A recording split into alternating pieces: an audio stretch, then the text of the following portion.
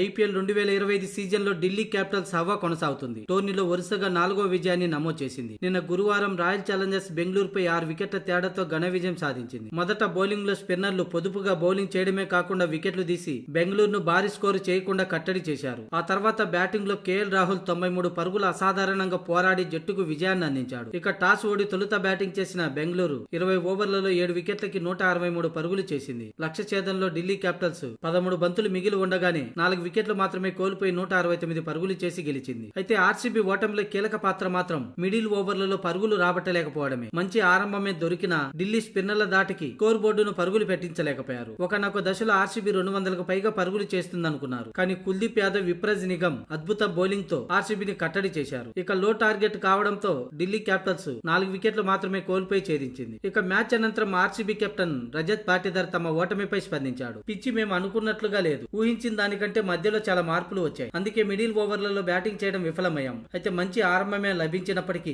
వెంటనే వికెట్లను కోల్పోవటం, ప్రత్యర్థి ముందు భారీ టార్గెట్ ను నిర్దేశించలేకపోయామని రజత్ పాటిదార్ పేర్కొన్నాడు. తమ జట్టుకు మంచి బ్యాటింగ్ లైనప్ ఉంది, కానీ మేము పరిస్థితులకు తగ్గట్లుగా సరిగ్గా ఆడాలి. మ్యాచ్ లో కొన్ని సానుకూల విషయాలు ఉన్నాయి. టీమ్ డేవిడ్ అద్భుతమైన ఇన్నింగ్స్ ఆడాడు. అలాగే పవర్ ప్లే లో మా బౌలింగ్ బాగుంది. మైదానంలో మా రికార్డు గురించి మేము పెద్దగా ఆలోచించడం లేదు. కానీ సరైన టైంలో డీలా పడిపోతే ఖచ్చితంగా మ్యాచ్ ఫలితం ఇలాగే ఉంటుందని, ఇచ్చిన ఆరంభాన్ని మధ్య ఓవర్లలో నిలబెట్టలేకపోయామని, అందుకు ఢిల్లీ స్పిన్నర్లకి ఈ క్రెడిట్ ఇవ్వాలంటూ రజత్ పాటిదార్ పేర్కొన్నాడు. స్కోర్ బోర్డుపై మరో 20 పరుగులు అదనంగా ఉండి ఉంటే ఫలితం మరోలా ఉండేదని అన్నాడు. మొత్తానికి ఈ ఓటమి సొంత మైదానంలో బాధ కలిగించినా మేము మళ్లీ పుంజుకొని విజయాల బాట పట్టగలమనే నమ్మకం ఉందంటూ రజత్ పాటిదార్ పేర్కొన్నాడు.